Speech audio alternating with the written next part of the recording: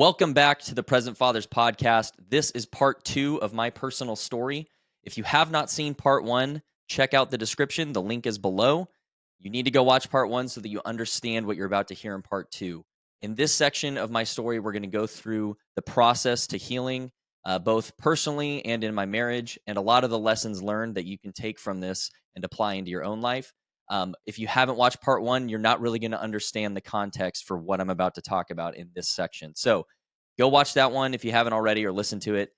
And before we get into this, we have a huge announcement. Our online merch store is now live. We have an epic selection of shirts and hoodies and polos and other knickknacks for you to sport your awesome dad gear and be a dad with a lot of style and pizzazz. So if that interests you and you want to support what we're doing, go check out the shop. That link is also in the description. So check it out. Do us a favor. We love you all. Thank you so much to everyone who has helped us get to where we are today. We couldn't do it without you. And to you, the audience, thank you for your continued support. And we hope that this episode gives you some value that you can take into your life and be a better dad. So without further ado, let's get into the episode. Enough talk. Let's get climbing.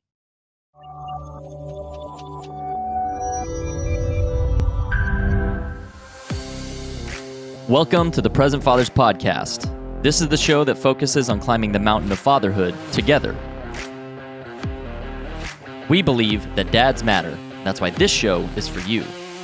So gear up, dads. Get ready. It's time to start climbing. And welcome back to part 2 of the Present Fathers podcast, where we're interviewing George Hayworth, one of our great legendary leaders. George bared his soul in part 1, and he discussed his childhood and his traumas. He finished the discussion about the turmoil in his marriage between him and his wife. So let's spend 15 minutes discussing how you healed and you reconciled your marriage, because clearly there was some serious work to do, right? Yeah. Let's dive into that a little bit. Yeah. So, obviously, there's a lot of work to do when it comes to repairing marriages post, affairs or extramarital affairs. You have to build a ton of trust, really, is what it is, because there's really no other way to break trust more significantly than that. So, there has to be a lot of humility and a lot of patience. Counseling obviously helped a lot. But as we started that journey of healing that aspect of our lives, we kind of simultaneously, we had some awareness based off of some of the previous work we'd done, like going to on-site and things like that, about our pasts. And so after this all happened and we were kind of in this phase, my counselor said, read this book, Silently Seduced. And so then she started working with me to really unpack what all that was and why that's manifesting the way it was. So it was kind of in tandem, right? We were repairing the marriage and our relationship and trust between each other, but we also had to simultaneously work on ourselves, because the ways in which our childhood wounds showed up in marriage just created an extremely contentious situation where both of us are just reacting to the other out of survival instinct. And so it's just, all you're doing is hurting each other because you're right. Constantly on edge, So really for me, after going through Silently Seduced and just having the awareness of wow, okay, this all happened to me, and this is, and I didn't even know it, right? It hit me like a freaking wall, it's like I ran headfirst into a wall. And it really kind of messed me up for 6 months. It's some very heavy stuff to kind of realize about your life. And so what I learned through that process is that what had happened to me is what's called emotional incest, the clinical term for it. And so emotional incest, it sounds icky because it is. It's when a parent, normally it's opposite gender, but when a parent treats a child in a way to essentially have the child meet their own needs, usually regarding some form of intimate details about things that really should never be shared between a parent and a child. And so for me, between my mother and her sharing details about the divorce and things like that, it creates really unhealthy like worldview of like what love is, what relationships should be, all that kind of stuff. So like my understanding was just skewed, straight up. And so, and again, I don't say any of this to be like, oh, I'm a victim, like, I'm this wounded person. And so that's why, like, I could have dug into this myself, right? Like, I could have been like, hey, my childhood was kind of messed up. I wonder why that is. And I could have made a change sooner in my life instead of doing all the things I did. And none of this excuses what I did. So I just want to make that eminently clear before we continue. But going through all this and just having the awareness of like, oh, wow, yeah, that's not cool. That's not good that happened to me, was kind of it's where I could start turning from, because now I like knew what was plaguing me. It's like, oh, okay, this is what it was. And so it was actually kind of at the same time that I was able to restore my relationship with my dad. And that's actually like step one the book recommends, is to restore a relationship with the opposite gender parent. So that kind of worked out very well. I would assume there was some of God's, guidance in that to happen for me. But from that point forward, there was still a lot of work to do in our marriage, but I now it's like the veil was taken off, right? And I could kind of see more clearly the direction I needed to head. I just want to make a few more points about emotional incest, because I'm sure most people never heard that before, and just really kind of define that for everyone, at least from what I understand. And then that way, people can learn from this and hopefully not perpetuate that. But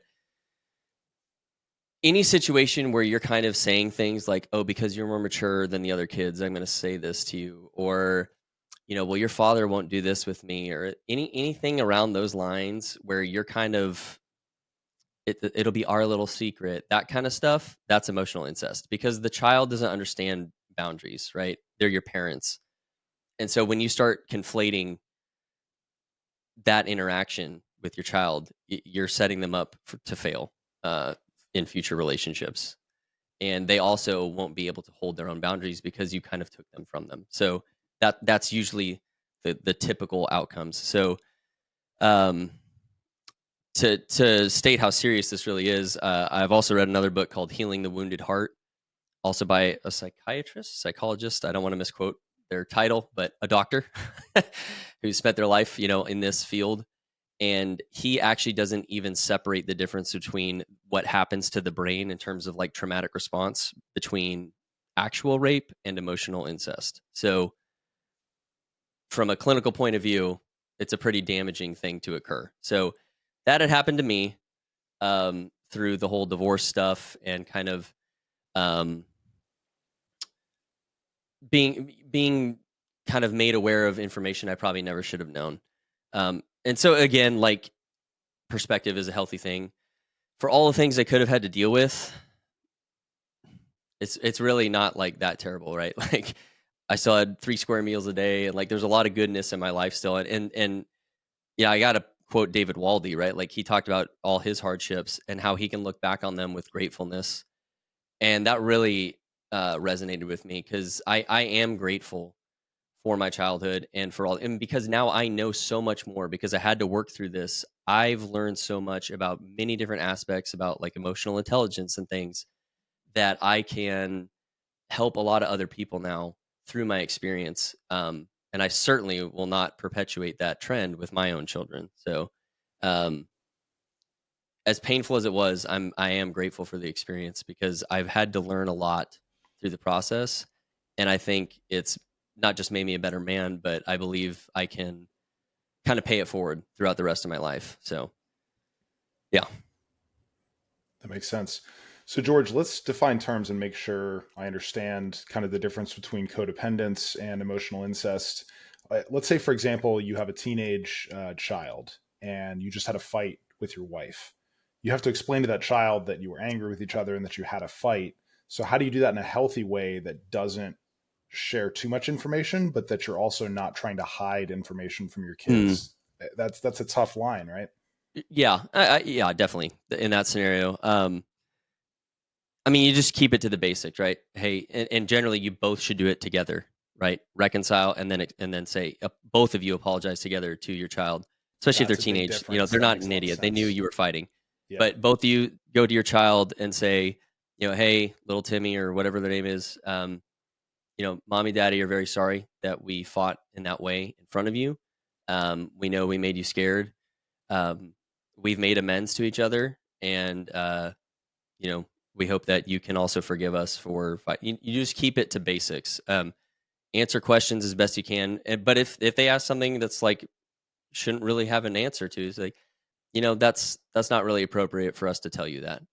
It's okay. Like, this is just demonstrating healthy boundaries to your children, and if they don't learn it from you, they are going to learn it in unhealthy ways later from the world. And like, you should demonstrate what boundaries look like in a relationship.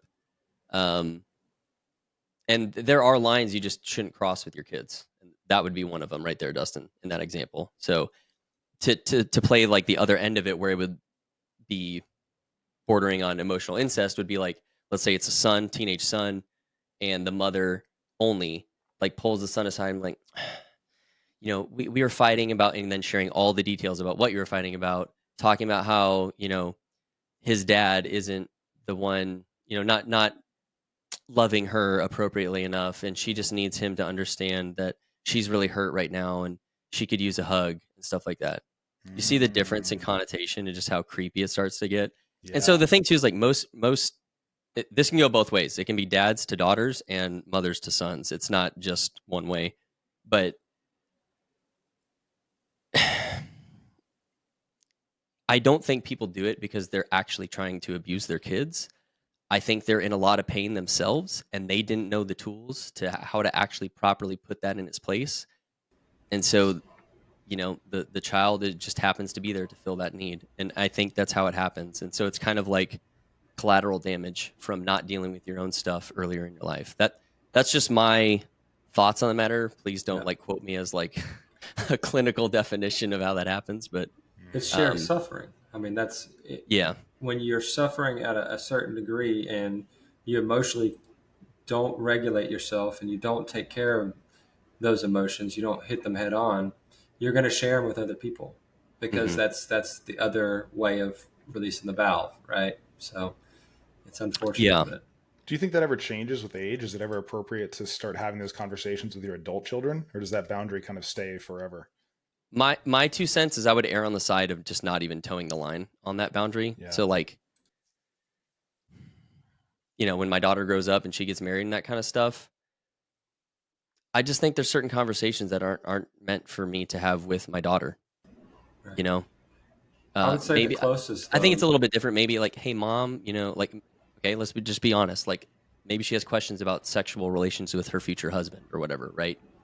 Probably better for mom to take that one, just straight up, because there is the possibility that it crosses lines, because I'm her dad. And yeah, I don't know. That's a question for the people who wrote those books that referenced, quite frankly. So I think you're muted there, Dustin. Oh yeah, no, that makes a lot of sense. Definitely. I think regardless of age, there's just certain lines that it's not healthy. Yeah, I'm generally keeping things more high level. If it's a very problematic topic, keeping it to like the basics is always, I think, the better approach. I think maybe it's a little less severe, or like it's probably less of a concern once they're grown and out of the house.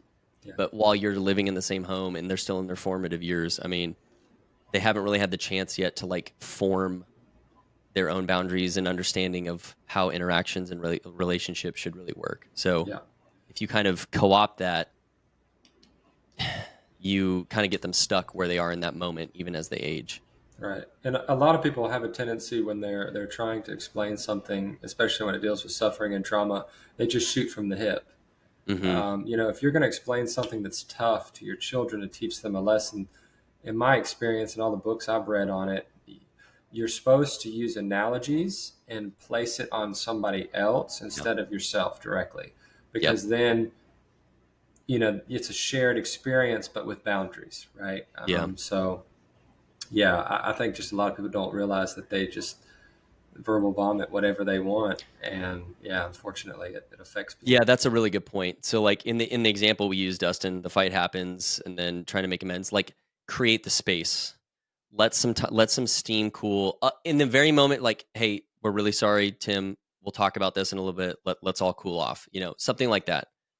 Go calm down. Think about what you want to say, and then address it with like intention, as opposed to, like Brandon said, just spewing. I don't see how you go wrong doing that. And again, perfection. None of us is perfect. We all make mistakes. Just doing your best in that regard, I think, avoids getting towards emotional incest. So, but no pressure. If you don't get it right, Timmy might turn into Melvin. Maybe, yeah. So, I think that's all I really want to like maybe talk about on that specific subject. But yeah, that is kind of that was like the thing that was plaguing me that I had no clue was there. And again, not to excuse any of my behaviors, but I started to understand why I started seeking certain things to fill the hole, that was in me. And again, too, throughout this entire time, my relationship with God was not where it should have been.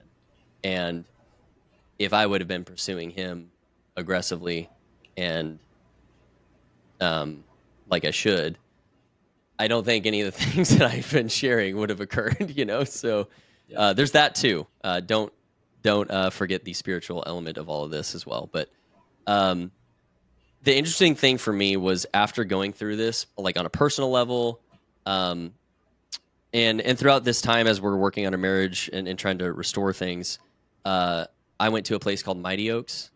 It's founded by Chad Robichaux. Just Google him, look him up. Incredible man.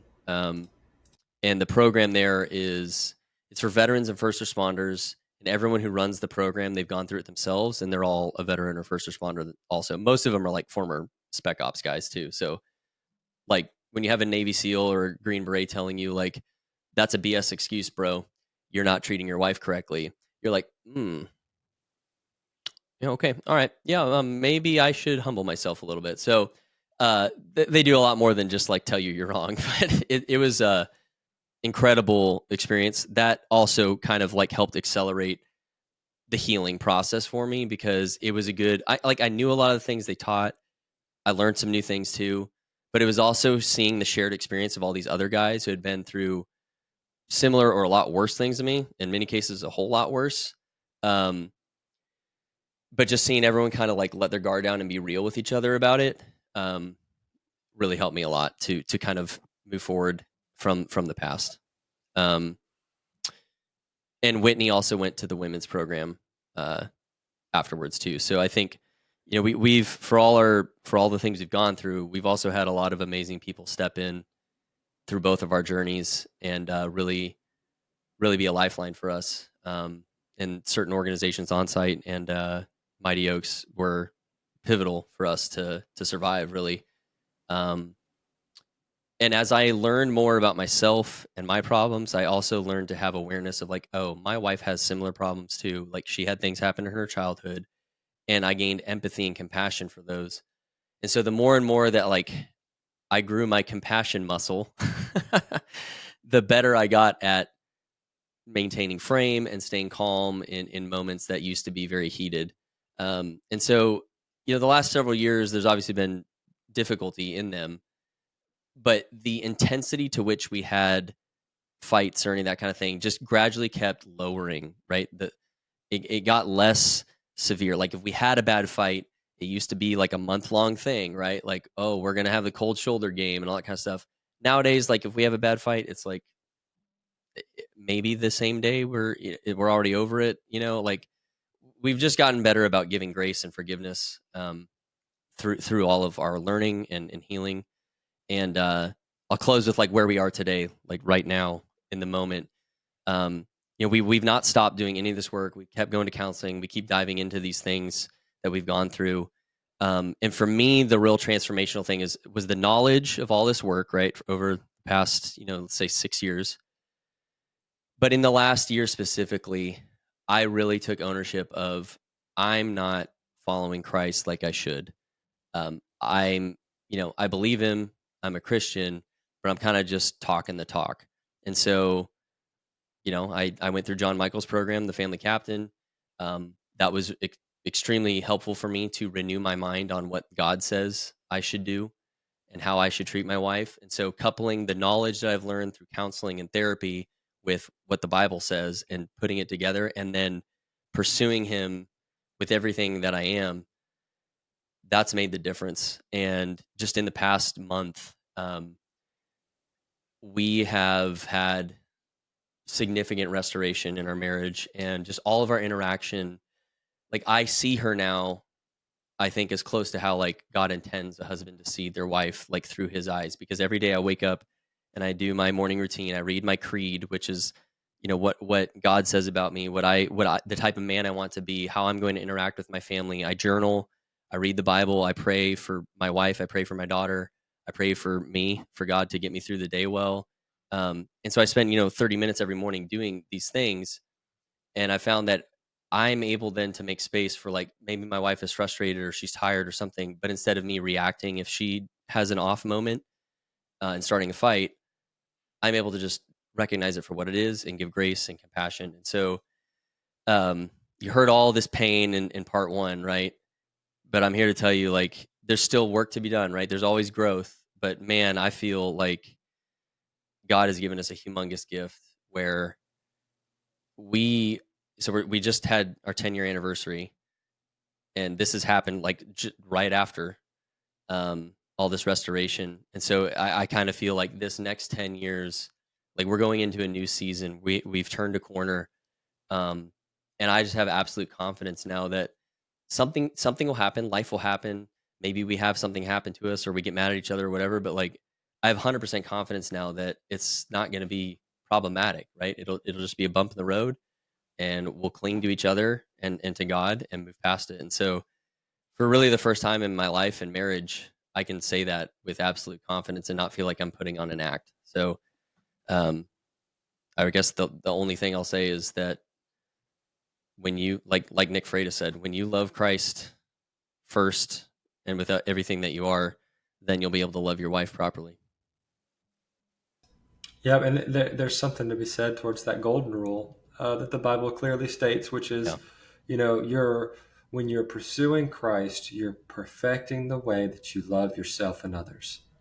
And the more you allow Him to sanctify you, to perfect the way you love others, the stronger your relationships with others is going to be, especially ones that are our sisters and brothers in Christ and people who pursue Christ as well. So it's so vital that you do that. And I love that you both have done it because, I always tell people the grass is greener where you water it. Yeah, Your definitely. heart you're going to have a hardship whether you divorce or you're going to have a hardship whether you fight for your marriage. Mm-hmm. And man, I'd rather fight for my marriage and know that my wife knows every terrible bad thing that I've ever done or been through, and she loves me for the imperfect person that I am. It's And beautiful. instead of going out and having to struggle in my life and be rejected by people who don't accept that, it's like it's a no-brainer, and man, you have to protect your marriage. There like boundaries.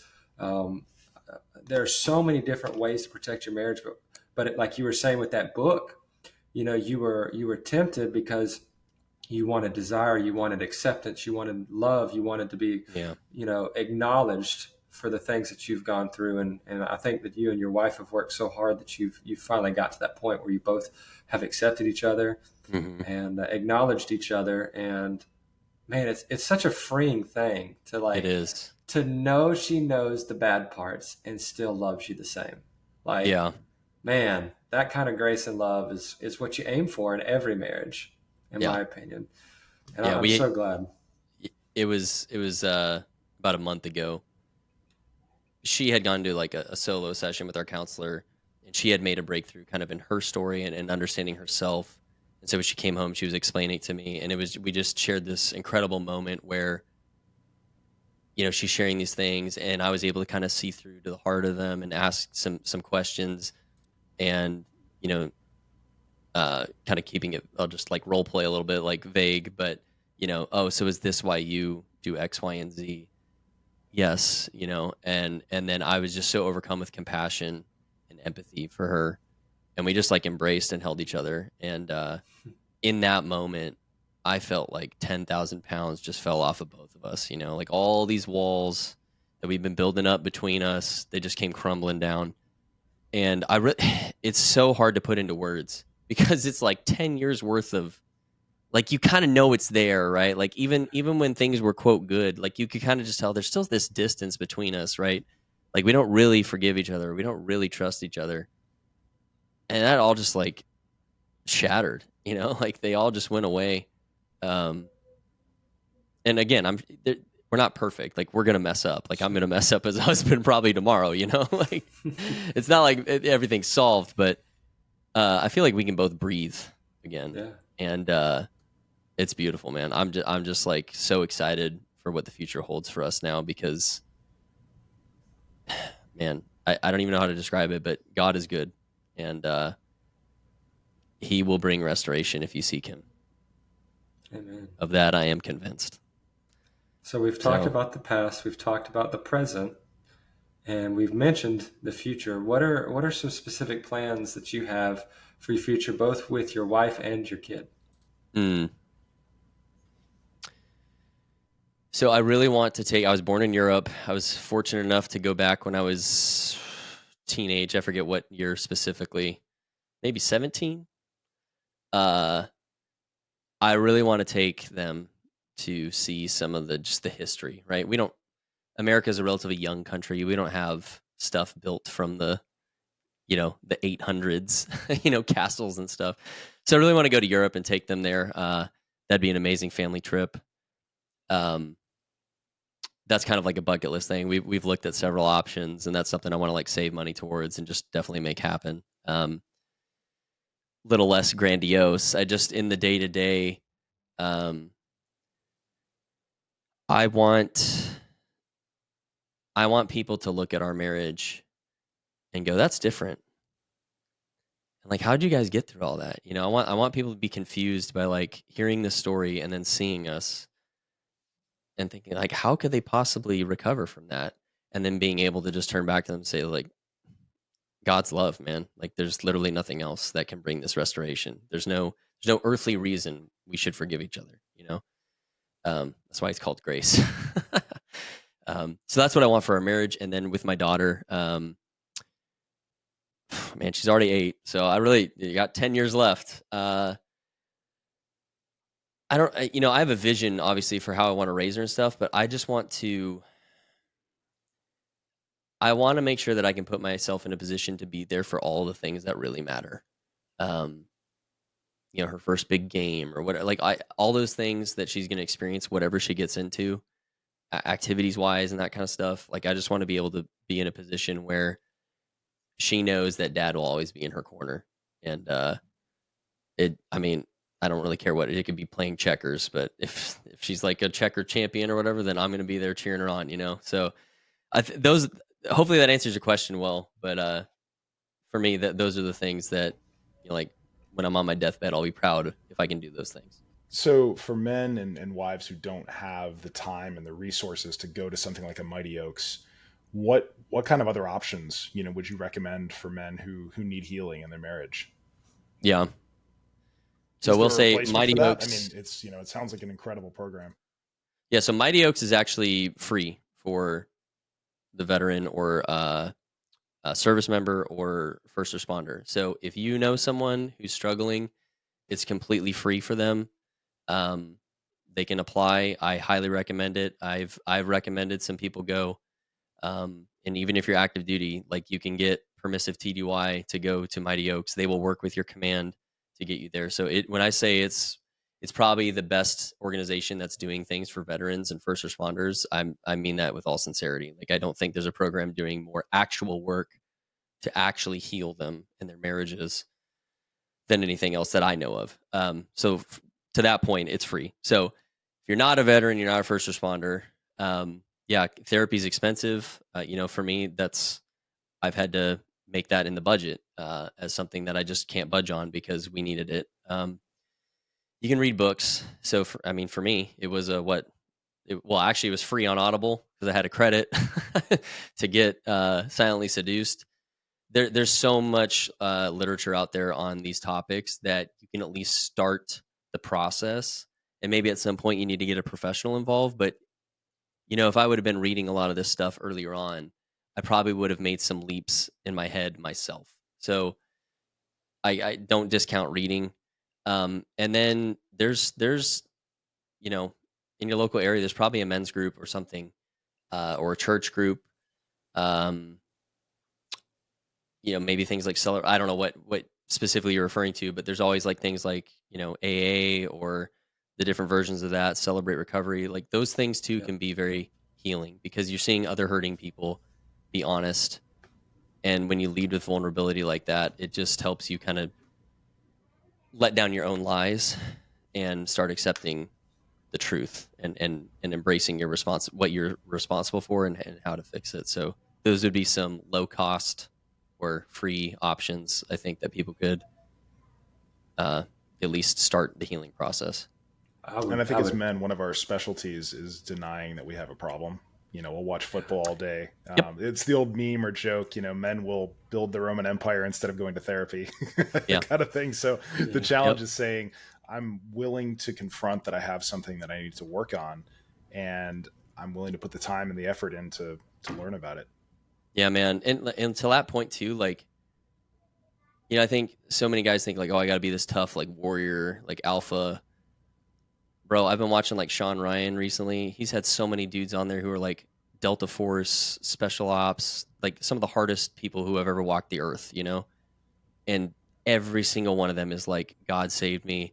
And, I had to go to therapy. Like every single one of them is like, all this crap we believed, all this hyper masculine stuff, it's not real. It wasn't real. Like it was a diluted sense of what a man should be. And like we ignored so much. I've just heard that story over and over from like those types of guys. So if they're saying that, then like, dude, we can too, So hopefully my story and sharing all this helps also, people out there realize that like it's okay to not be okay. And if you do just a little bit of digging, probably everyone has something that's kind of messed up in their story too, and that's not like, it doesn't have to define you, like I don't carry it like something that defines me. It's something I've learned from. And again, like I'm grateful for the experiences because now I've gained so much knowledge and awareness that I can actually be of service to others. Yeah. Would you hire a coach to teach you how to ski? I would. Would you hire a mental coach, to help you, or a physical or a spiritual coach to help you through something? I think I would. Yeah. And as men, we just have this roadblock around therapy. I know I do. I'm embarrassed about the thought of it, I can't go to therapy. That's for people who have problems, right? There's something wrong with me. And I don't know where that came from, but I know that I'm not the only one. And it's so important to get past that roadblock to heal and to get better.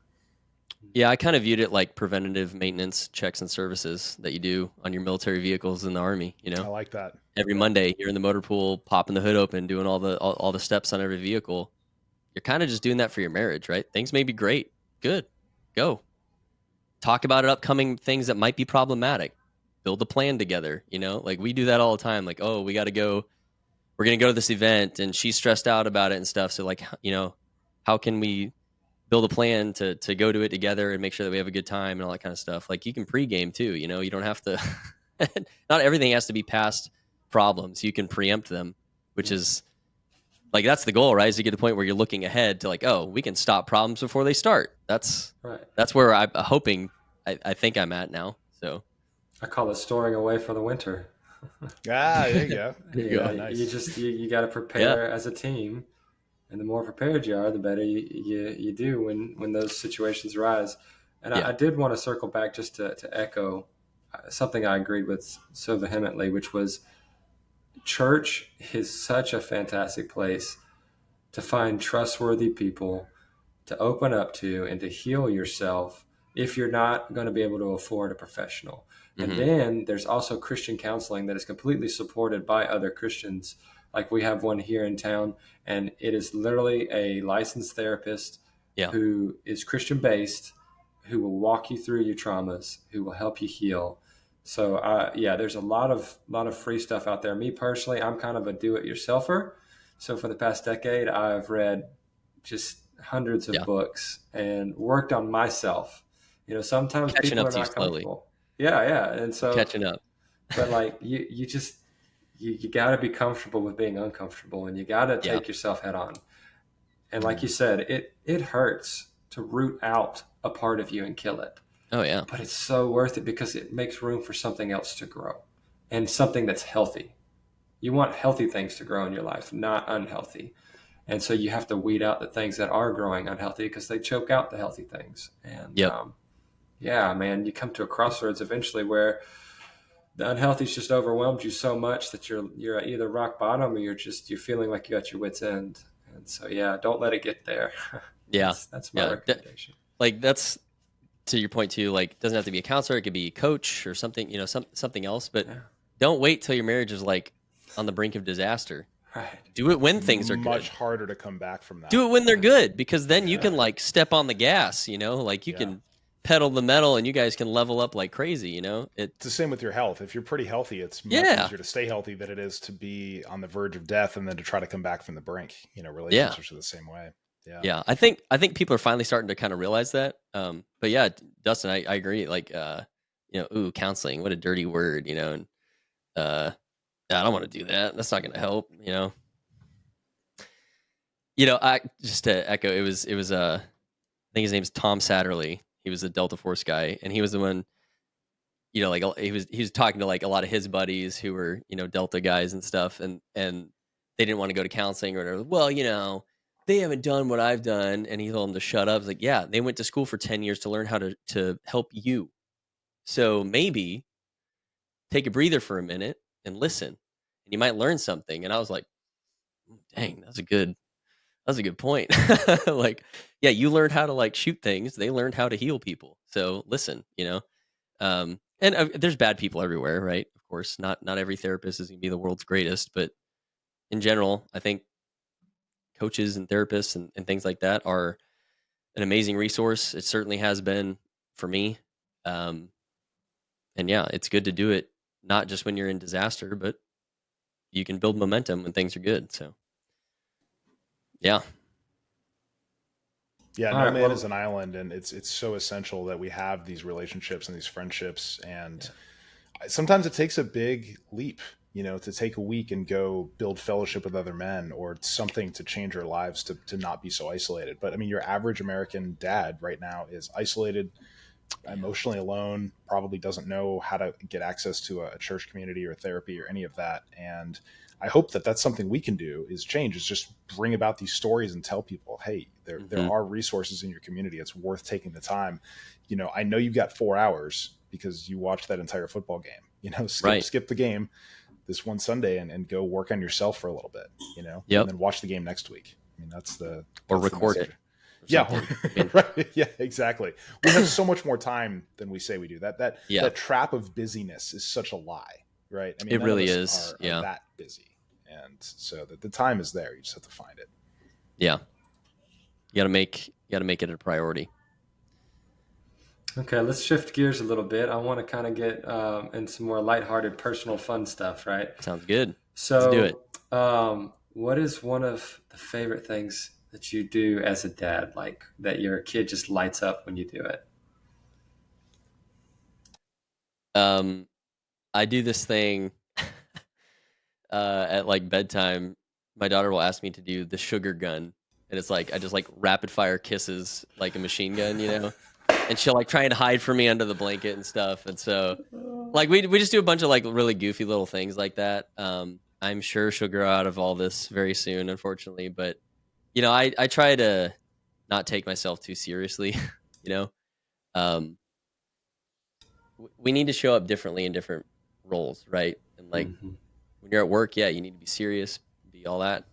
But like when your kids are little, just like let it go, man. Like just have fun. So yeah, I try and do a lot of things like that. But recently, another thing I've started doing that I added to my morning routine is I'm taking a sticky note for my wife and a sticky note for my daughter, and I just write a real simple kind of personal affirmation.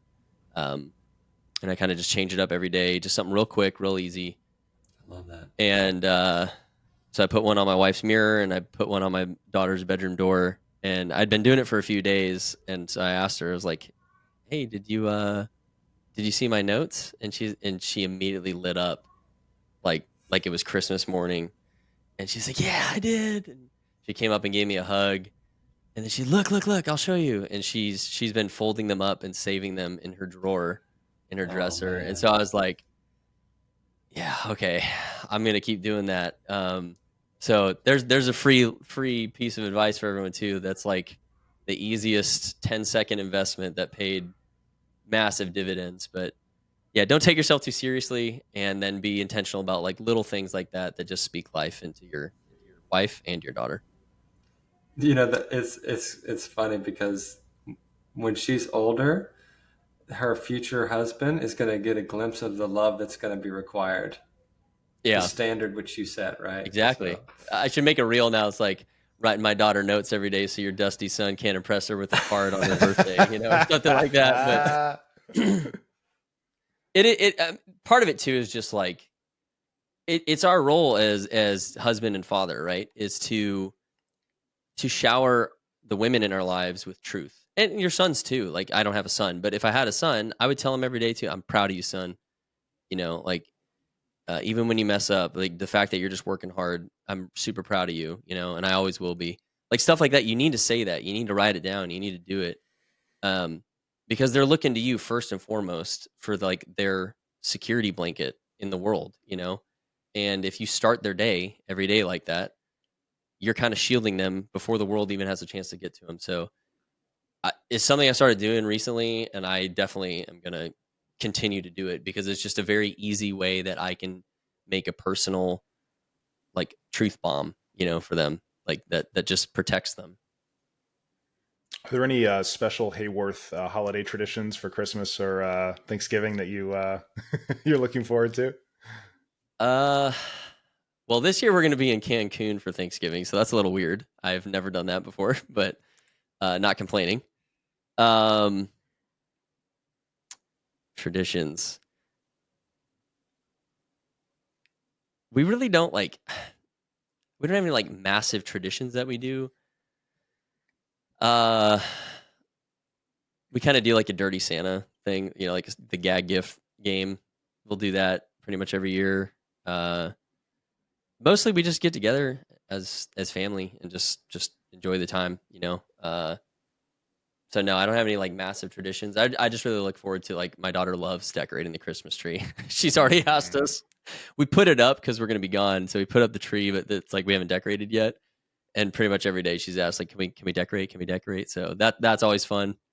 But no, yeah, I just enjoy the little things, like when she opens a present and she's like, ah. But yeah, maybe that's a lame answer, but yeah, we don't really have traditions. I guess it's lame. I was going to say, from my childhood, I guess it was Hans Gruber falling off of the Nakatomi Tower, right? My dad pushing the Die Hard every Christmas, bro. Like, it is a Christmas movie. I don't care what any of y'all say. I was going to say, it is a Christmas movie, 100%. It is. It's not the best one, and it's definitely not Christian, but I grew up watching it. I was wrong. I gotta back up. There is one Christmas tradition that I love because it's the Muppets Christmas Carol. I think that's good. Hands down, like, you have to watch that every year. Top 3 Christmas movies of all time. But my brother and I watched that movie so much as kids. Like, I know every line, like I know every song, but I love, like, this. That's what's so cool. Is like, it was something that my brother and I watched nonstop, and like we do it every year with my daughter, and she loves it. And like, that's just so amazing that you can be a generation later and just still like enjoy the same things. And so that is one. We do that every year. We watch that a lot every Christmas season. So I guess you could say that that's a Hayworth family tradition, one that I'll keep going because that movie rocks. Yes. I think one of the best ones for us is when we get our kids we get them excited. They'll put on their pajamas. We'll cook hot cocoa and some popcorn, and then we do the Polar Express. So they see the kids drinking hot cocoa, and they kind of get into it. And then of course you get your Grinch and everybody else that you can watch too. So you tons of good stuff. But. Yeah, and you can recreate and interact with it, which is so much more valuable than just sticking your kid in front of a TV and kind of they're a part of it. That's really cool. I think that's such an important part of being a dad is trying to plan things that are fun. Like, make if you don't have traditions, dads, make them. Mm-hmm. Be creative. Just brainstorm. Take you like 10 minutes, and then go buy this stuff at Walmart or whatever you use. And Yeah. Or don't be know, creative. Ask ChatGPT. What are the top There you 10 go. coolest traditions? hey, There there you you go. go, man. Pick your favorite out of Or those Google. 10. Like, yeah, you don't even. Exactly. Yeah. Yep. Yeah. Yeah, and it like ties to legacy too. Like it can happen in the small things too. Just start it. Just Oh, like just Nick do. Freitas Yeah. said, yeah, this is your chance to start your own legacy. Yeah, Yeah, you don't have to like. I mean, if you didn't like how it was growing up, change it. So do your own thing now. Like it's your household, it's your family. If they have fun doing it, then do it. So, yeah. We've been looking up a lot of those like silly, like really silly games that you see on like TikTok videos and stuff or Instagram videos, and we definitely want to try a few of those this year. Like, get all the adults together. There's like really hilarious ones. You put like a present box like around your belt line, and you have stuff in it, and you have to like shake to get them out. So you've got like grown men like basically twerking a little present to try and get the stuff to fly out. So there's some goofy stuff like that. I think we might try out this year just to have fun. But yeah. Very cool. I like it. So looking back on her childhood, what do you think your daughter is going to be the most proud of her dad for? What I think she'll say or what I hope she says? Maybe a blend of the two.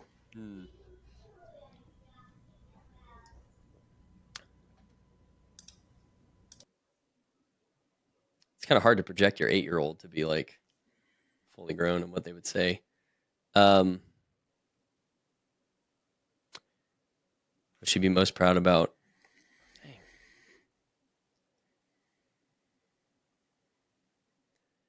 I hope she would say that she's most proud about how I loved her mother and how hard I worked to be present with her, and to set an example for like what she should look for. But what she'd probably say, man, I don't know. Maybe she'd say, I'm proud that my dad was in the Army. I don't know. Maybe that he worked hard for us. So I don't know. That's a tough question. We should maybe throw that one out to future guests. Yeah. I might have to circle back on that one. I love that your focus though was not on your accomplishments or that you have a 6-pack or that you made a lot of money, but that it was that you spent time with her and that's what's valuable to you. And even if she doesn't immediately think of that emotionally, that's important to her and that's valuable to her. Yeah. So it's not always what we think. When I think of my grandfather, I think of his accomplishments. But what I should think about is the time he spent with me, the fact that he took time away from work, to spend time with me. I mean, that's what really matters. So that's really cool. That's the first thing that popped into your head and you went right there. That's a great thing. And then the way I try and do that, and my wife is fully on board with this too, is, we buy less things and we take more trips. And I think Barton said something very similar, right, recently. But I mean, we just do little trips all over. We try and be very frugal about them, ones that are driving range or I have hotel points and stuff like that. But those, I think, are going to be those types of memories that she will vividly remember for the rest of her life. And those are where you build family culture. That's where you build the tight-knit bonds. It's not because you bought her something awesome, right? Like, that's cool in the moment, but they'll probably forget about it at some point. I don't think she's going to forget any of the trips that we've taken because we try to do a lot. And, it's not just about the fun. I think it teaches them about the world, right? They get to see these different places and realize that the world is this big, amazing place. And there's a lot of really cool things to see.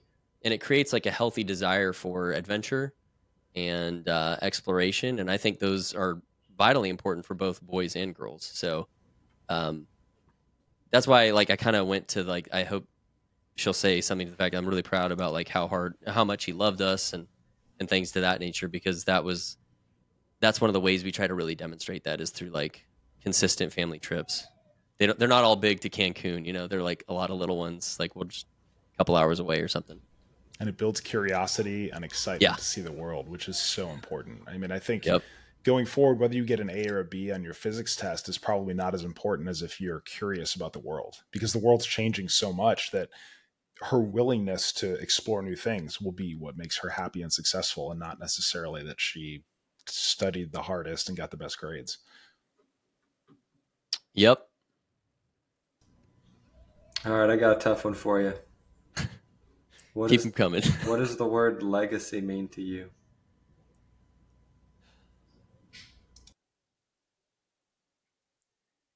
So I think legacy is the imprint of your actions. So it doesn't even have to be about me necessarily. Like, I don't even need people to say, like, when I'm gone, like, oh, it's because George did this, that this happened.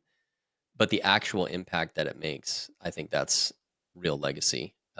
Yeah, it's great if people remember your name or whatever, but okay, you're dead. Who cares?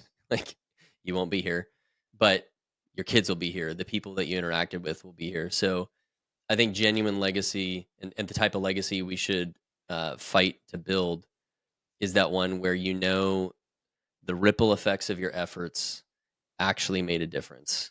So like this podcast is one of those. That's one way I want to, I want to leave a mark on the world that added positivity and help to it, not more negativity and more destruction. And so that I when I think about legacies, I think it also is categorized like your family legacy and the legacy you left with your work, or the legacy you left with, other things that you did. They can all be really good, and it's not like you just have to have the one. So yeah, I think it's, if you could measure the impact of what you did and how it impacted others, that's a legacy worth fighting for. I love that. So with building legacies and building things in life, what are some of the primary goals for yourself? Not just your family, but yourself. For me personally, it's been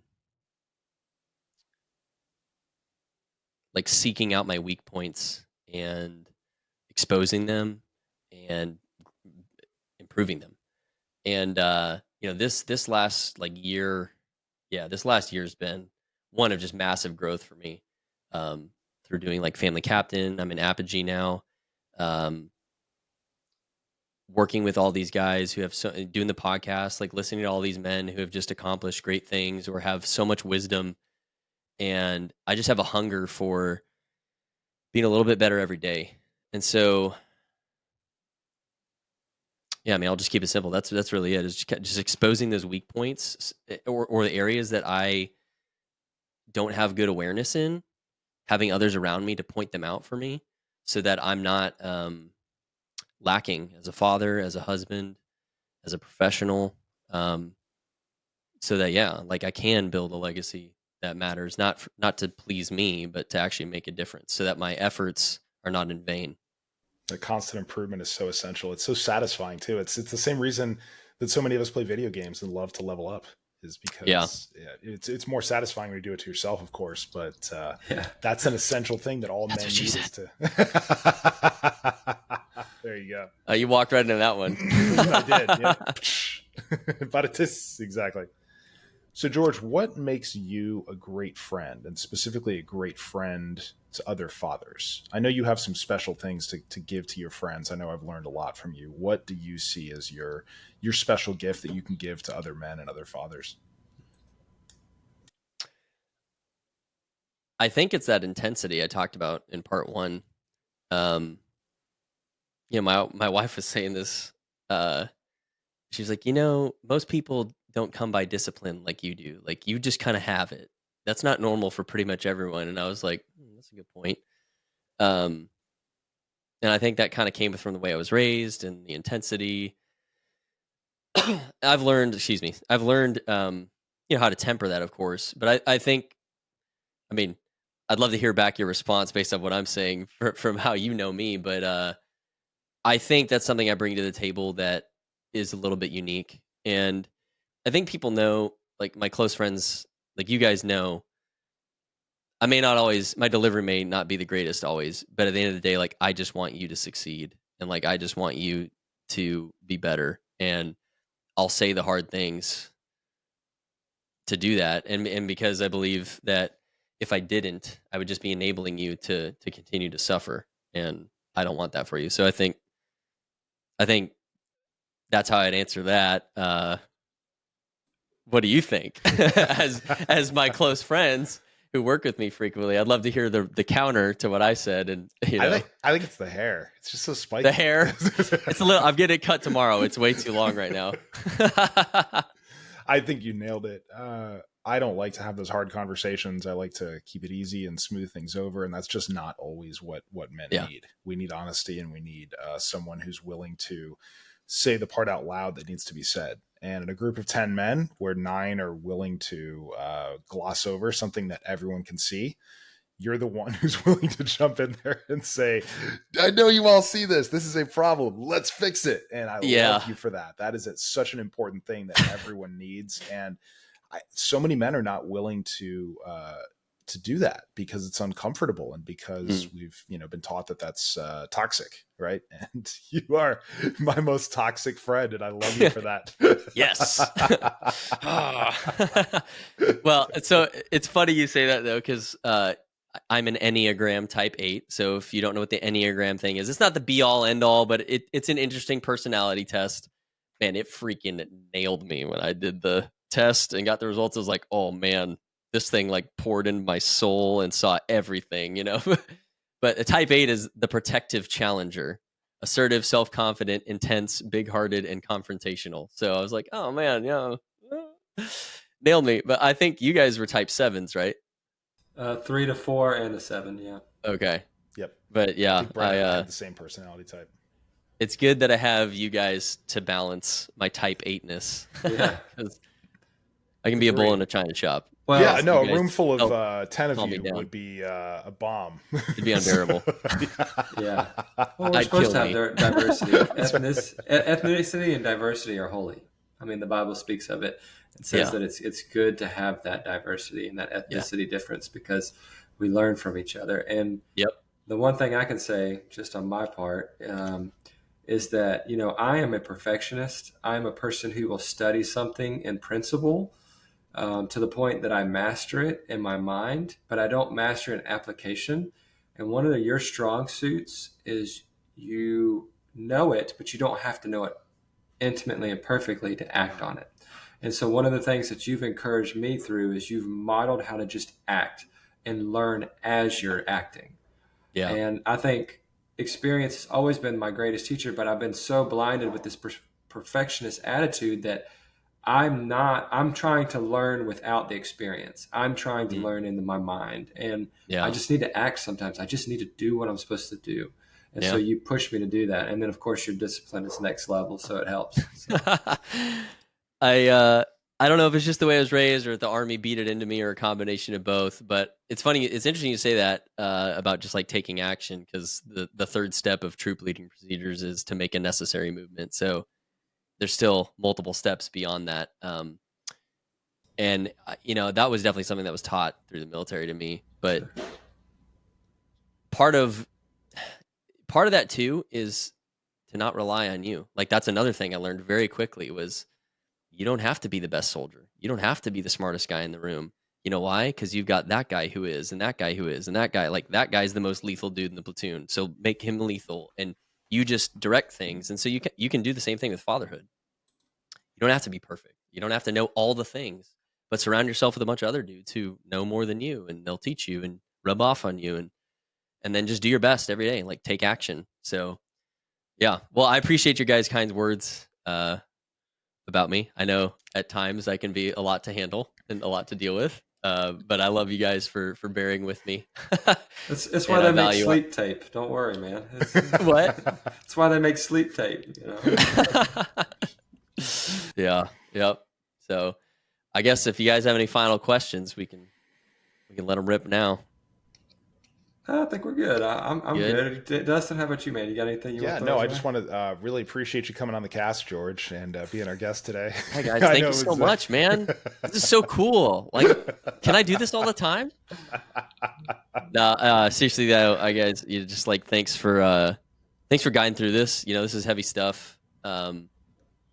And I appreciate the fact that you guys have always like been there to listen and to to be supportive. And, you guys are modeling what we talk about all the time. So I guess if I can just close, what I want people to take away from me sharing my story is not to feel sorry for me or not to, I don't know, like any of that kind of stuff, but just take the lessons learned from my story, take the examples of like what not to do and do the inverse.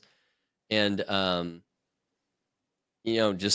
just take action in your life based off of that. So if you hear this and it like clicked with you, I hope it helps you to learn from my mistakes. And if anyone listens to this and they need help and they want to reach out, like, don't be a stranger. You can connect with us over our socials, and it may take us a minute to get back to you, but we will. And you made the great point, Dustin. Like, it's hard work. It is very hard to dig deep within yourself and shake these things loose and get rid of them. But it might be the most important thing you do, because once you do, you'll show up better as a husband, as a father, just as a man, at work. Like, everything you do will be better because of it. And stopping the pain with you, make sure that we don't pass it on to the next generation. So that would be kind of my plea to the audience who hears this. Everyone's struggling. Everyone has issues, but we all can be victors. And you don't have to do it alone. So with that, enough talk, dads. Let's get climbing the mountain of fatherhood. Thanks for listening. Thanks for tuning into this episode of the Present Fathers Podcast. Make sure that you subscribe to our YouTube channel and follow us on Spotify to catch all of our amazing episodes. We will see you in the next one.